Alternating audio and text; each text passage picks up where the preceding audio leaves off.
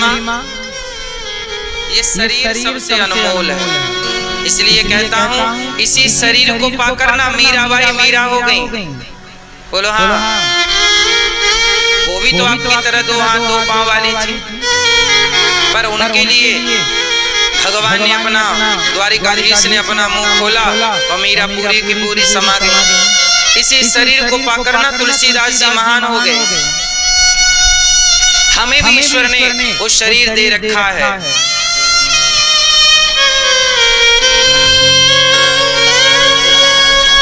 इसलिए आपसे मेरी विनती और प्रार्थना है कि आप भी मनुष्य शरीर पाकर धरती के सबसे श्रेष्ठ काम कीजिएगा, जिससे आपके शरीर की कीमत बढ़े, आपके यश, आपका यश बढ़े, आपकी कीर्ति बढ़े।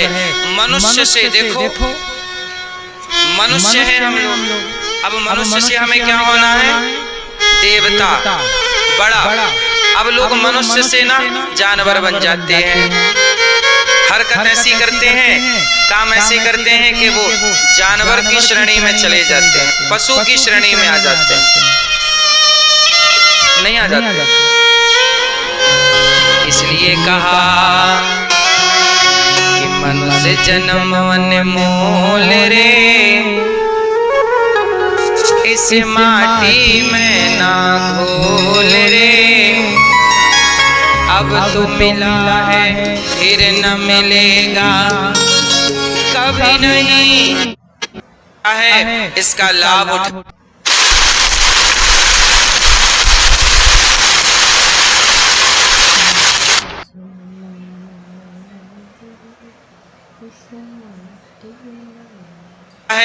इसका लाभ उठा लीजिए। मानव का शरीर निंदा चुगली करने के लिए नहीं, छल कपट करने के लिए नहीं, भगवान का चिंतन करने के लिए। अच्छे कार्य कर लो, प्रभु का चिंतन। जैसे हमारी मैया जी सुंदर सी कथा सुन रही हैं और सबसे अच्छा काम मैया जी ही कर रही हैं। श्रीमती धनुबेन पटेल जी जो कथा सुन रही हैं, इससे अच्छा क्या काम होगा। और इनके पुत्रों को धन्यवाद कि अपनी माँ को कथा सुना रहे हैं। आजकल माँ इच्छा करे कि हमें वृंदावन जाना है, कथा सुनना है, थोड़ा गौदान करना है, दान पुण्य। कुछ बच्चे ऐसे होते हैं रोक देते हैं, मत करो। कुछ बच्चे बोलते हैं इतना खर्चा, पर आप जैसे बेटे हैं कि अपने माँ का सपोर्ट कर रहे और माँ को लेकर आए, ये बड़ा पुण्य का कार्य है। बेटे अच्छे मिल जाएं आज के युग में, ये भी तो बड़ी कृपा है ना मेरी माँ। अच्छे बेटे आज के युग में कहाँ हैं? अभी हमारी एक माँ 2-3 दिन पहले बीमार पड़ गई, हॉस्पिटल गई, आईसीयू में भर्ती हैं। होश नहीं था लगभग 2 दिन तक, मैया बेहोश थी, कोमा में थी, समझ लीजिए। 2 दिन बाद भी होश आया। माँ ने पूछा घर से कोई आया? कोई आया हो तो कहें, कोई नहीं आया। 3 बेटे हैं मैया के। गौरी गोपाल आश्रम में जो माताएं रहती हैं उनमें से एक माँ बीमार पड़ी, कोमा में गई, फिर वापस अब होश है मैया को, अब ठीक है। हम तुरंत हॉस्पिटल लेकर गए मैया को। अपने एक बेटा माँ को देखने तो आया और देख के चला गया। हमने कहा ले जाओ माँ को, सेवा कर लेना, थोड़ा टाइम बचा है। बेटे ने मना कर दिया। 2 बेटे तो आए ही नहीं, कोई आने को तैयार नहीं। सोचिए एक बेटा वो है जो अपनी माँ को बीमार, मतलब जब सबसे ज्यादा जरूरत, आखिरी सांसें चल रही, तब भी बेटा आने को तैयार नहीं। एक वो बेटा है जो आखिरी दर्शन भी माँ के नहीं करना चाहता, और एक बेटे आप लोग हैं जो अपनी माँ को लाकर भागवत सुनवा रहे हैं। तो आप जैसे भले लोगों के बल पर ये धरती टिकी है, वरना कब का ये धरती में तो पाप खूब बढ़ ही चुका है। इसलिए मानव का जीवन है। अब सोचिए ऐसी बेसहारा, सोचिए मैया की इलाज 30,000 रुपए पर डे का खर्चा है डॉक्टरों का। वेंटिलेटर पर है ना मैया, पर डे। बेटों से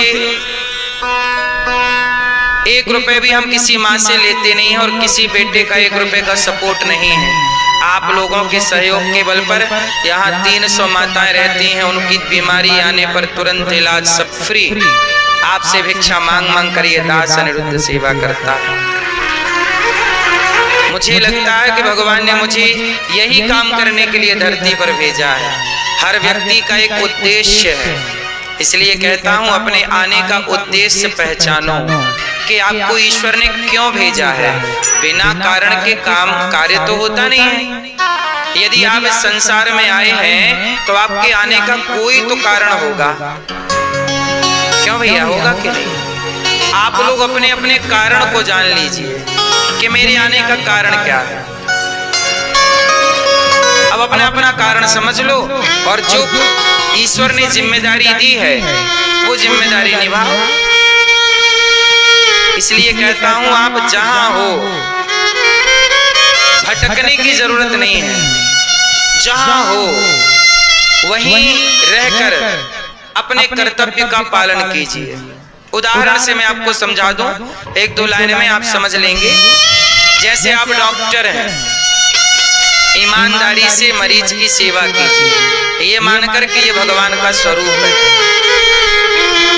आप बेटा है, ईमानदारी से अपने माँ बाप की सेवा कीजिए, ये मानकर कि ये भगवान का स्वरूप है। आप पत्नी हैं, ईमानदारी से अपने पति की सेवा कीजिए कि ये भगवान का स्वरूप है। आप माता पिता हैं तो अपने बच्चे की सेवा इस भाव से कीजिए कि बच्चा भगवान का स्वरूप है और इसे पढ़ा लिखा कर देश के लिए समर्पित करना है। इसलिए इसे संस्कारी बनाना हमारा कर्तव्य है माता पिता का। यदि माँ बाप अपने कर्तव्य का पालन करें, पत्नी अपने कर्तव्य का पालन करे, पुत्र अपने कर्तव्य का पालन करे, तो बताइए कोई झंझट है कहीं? कोई समस्या है? समस्या तब आती है जब लोग अपना कर्तव्य भूल जाते हैं। डॉक्टर है तो डॉक्टर अपना कर्तव्य भूल गए। अब ऑपरेशन की जरूरत नहीं है फिर भी ऑपरेशन कर रहे हैं कुछ डॉक्टर। किडनियां निकाल निकाल बेच देते हैं। नहीं सुना आप लोगों ने कितने हॉस्पिटलों में ये सब केस सुनने में आए? मुर्दे को भर्ती कर लेते हैं कुछ डॉक्टर। मतलब डॉक्टर यदि ईमानदारी से अपना कर्तव्य करे तो वो डॉक्टरी करता हुआ भी तो भक्ति कर रहा है ना ईमानदारी से।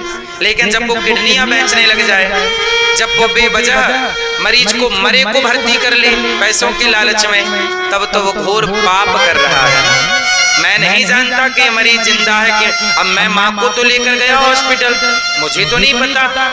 डॉक्टर ने बताया कि इनका ऑक्सीजन लेवल कम हो गया, मैं तो वही जानूंगा ना जो डॉक्टर बताएगा, मुझे तो पता नहीं है। डॉक्टर कहेगा कि ऑपरेशन करना है तो मैं कहूंगा कर दो।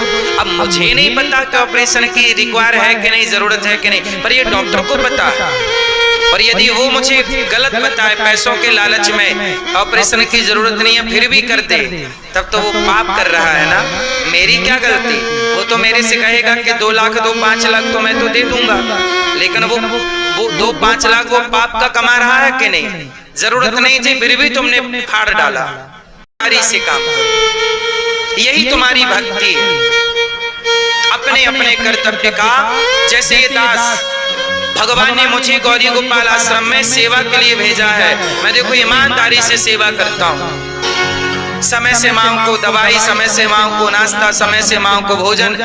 भगवान ने मुझे यहाँ सेवा दी है, रसोई की मैं सेवा ईमानदारी। सबको 24 घंटे भोजन मिल रहा है, गरम गरम भोजन मिल रहा है। यहाँ पर 150 बच्चे पढ़ रहे हैं गुरुकुल में, प्रॉपर उनकी पढ़ाई चल रही है प्रॉपर। अन्य स्कूलों में जो बच्चा 1 साल में पढ़ता है, मतलब संस्कृत व्याकरण, यहाँ वेद पुराण पढ़ाए जाते हैं, व्याकरण पढ़ाई जाती है संस्कृत की, तो यहाँ पे अलग तरह की पढ़ाई हम लोग गुरुकुल में पढ़ाते हैं बच्चों को, वैदिक पढ़ाई। तो यहाँ पर वो पढ़ाई जो बच्चे अन्य जगह पर साल में कवर करेंगे, वो यहाँ 2 महीने में कवर कर लेते हैं। इतनी अच्छी क्वालिटी के टीचर, अच्छी क्वालिटी की देख रेख। तो ये सब काम ईश्वर ने हमें दिया है, हम ईमानदारी से उसे निभा रहे हैं। हम गुरुकुल में 150 बच्चे पढ़ते हैं, किसी भी बच्चे से फीस नहीं लेते, निःशुल्क उनको रखना, खिलाना, पढ़ाना, लिखाना फ्री। गाय की सेवा करते हैं तो ईमानदारी से। हमारी एक गाय है, उसने अभी बछिया को जन्म दिया, उसकी माँ उसे पिलाती नहीं है दूध, उसकी माँ के थन में दूध ही नहीं है।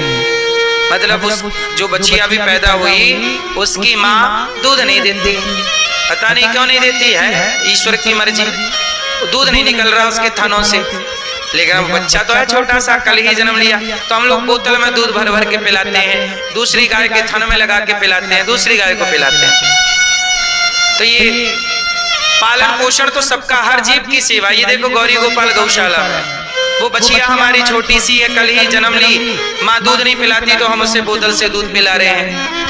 अन्य गायों के पास लगा कर ये देखो ये दूध पी रही है बोतल से, जैसे छोटा बच्चा बोतल से दूध नहीं पीता ऐसे। उसी गर्मी न लगे तो कूलर के पास लेके बैठते हैं, क्योंकि वो ऐसी पे बच्चियां है ना जैसे माँ दूध ही नहीं पिला रही है, उसके थन में दूध है ही नहीं। तो सब तरह की बातें हैं। गाय की सेवा करते हैं, गाय को भी समस्याएं रहती हैं, बहुत सारी बीमारियां रहती हैं। गायों में भी जैसी समस्या माँ में होती है ना, वही समस्या कई बार गाय में भी होती है। गाय भी तो एक माँ है और समस्याएं सबके हो सकती हैं। गाय की सेवा बड़ी जिम्मेदारी से करनी पड़ती। कुछ गायों की भेली निकलती है, भेली समझते हैं, गर्भाशय, मतलब गाय का गर्भाशय बाहर आ जाता है, बाहर आ जाता है, पूरा मांस का लोथरा बाहर आ जाता है। वो बीमारी हो जाती है किसी किसी गाय को, तो फिर उसे अंदर ढकेलना, अंदर करना, उसे फिर थोड़े टाइम तक खड़ी रखना, वो बैठने ना पाए, बैठेगी तो फिर बाहर आएगा, तो उसे खड़ी रखना, खड़ी रख के उसको दवाई लगाना, ये सब पूरी सेवा होती है गायों की।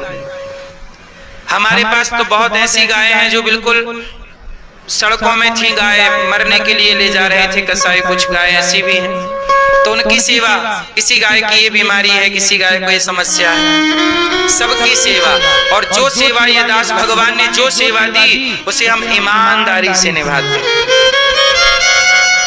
तो बस आप भी ईश्वर ने जो काम दिया है ईमानदारी से निभाओ, और आप भी गौ माता की सेवा करो। पुरुषोत्तम माह चल रहा है, गाय के लिए चारा जरूर दीजिएगा।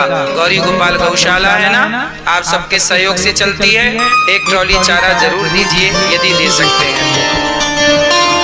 तो जीवन में ये पहचान लो कि हमारा उद्देश्य क्या है। हमें भी ईश्वर ने जिम्मेदारी देकर भेजी है, आप जो जिम्मेदारी पाए हो बस निभाओ। सच्चिदानंद रूपाय विश्वोत्पत्त्यादि हेतवे तापत्रय विनाशाय श्री कृष्णाय वयं नुमः। सच्चिदानंद भगवान सच्चिदानंद स्वरूप है। विश्वोत्पत्त्यादि हेतवे, भगवान विश्व की उत्पत्ति पालन संहार करने वाले। तापत्रय विनाशाय, तीन तरह के दुख होते हैं जो हर जीव को होते हैं।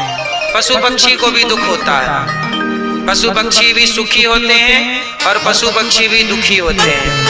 हर योनि में सुख दुख है, किसी भी योनि में सुख दुख पीछा नहीं छोड़ता। तो तापत्रय, तीन प्रकार के दुख होते हैं। कौन कौन से दुख होते हैं मैया? दैहिक दैविक भौतिक तापा, राम राज्य काहू नहीं व्यापा।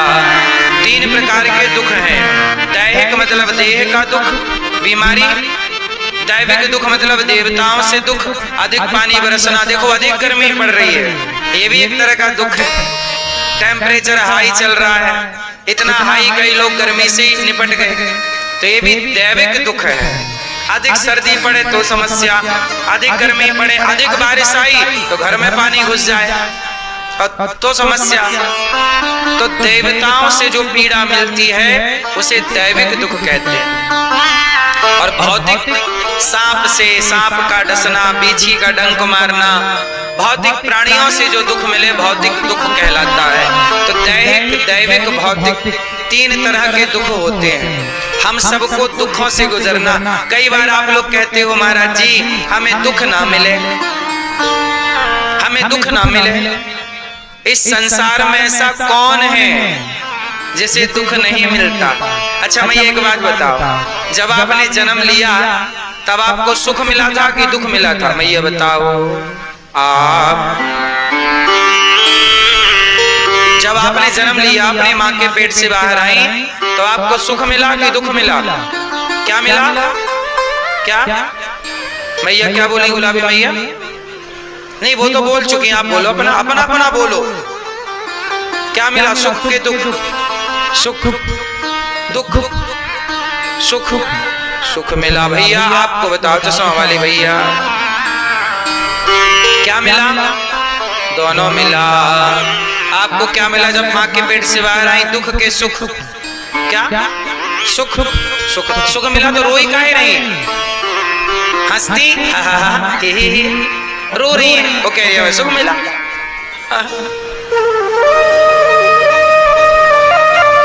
हर व्यक्ति जन्म लेता है तो क्या करता है? रोता है। इसका मतलब वो दुखी है। 9 महीने पेट में रहा, पेट में मलमूत्र के गड्ढे में पड़ा रहा। उस गड्ढे से जब बाहर निकला तो माँ के योनि छिद्र से जरा से दरवाजे